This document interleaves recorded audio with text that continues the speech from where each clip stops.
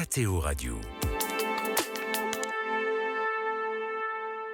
Bonjour Marseille, bonjour la France. Par ces mots prononcés en français lors de la messe au stade Vélodrome de Marseille le 23 septembre 2023, le pape François avait réconforté les près de 60 000 participants venus voir le pontife argentin.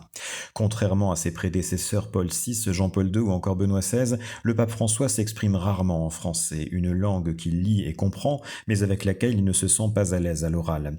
Ce qui rend d'autant plus touchant ses efforts d'expression lors de ses voyages dans des terres francophones de la Centrafrique à la Belgique.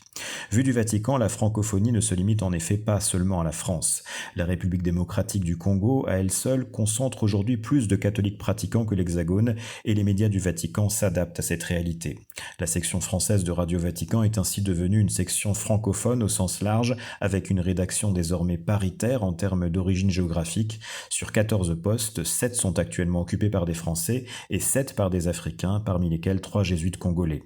Un autre enjeu concerne les relations internationales. Si un certain effacement de la langue française s'observe dans les dicastères de la curie romaine, c'est moins vrai au niveau de la diplomatie pontificale.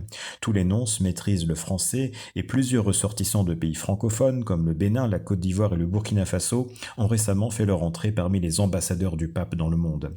La langue française, avec sa complexité et ses nuances, demeure un outil privilégié pour dépasser certains éléments de langage et des slogans réducteurs.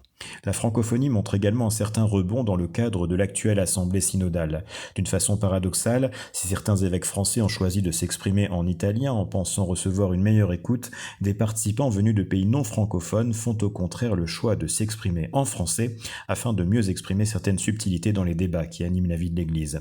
Le futur consistoire montre également un certain dynamisme de la langue française parmi les nouveaux cardinaux et pas forcément là où on l'attend.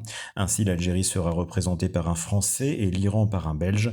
La francophonie demeure donc forte jusque dans les périphéries chères au pape François.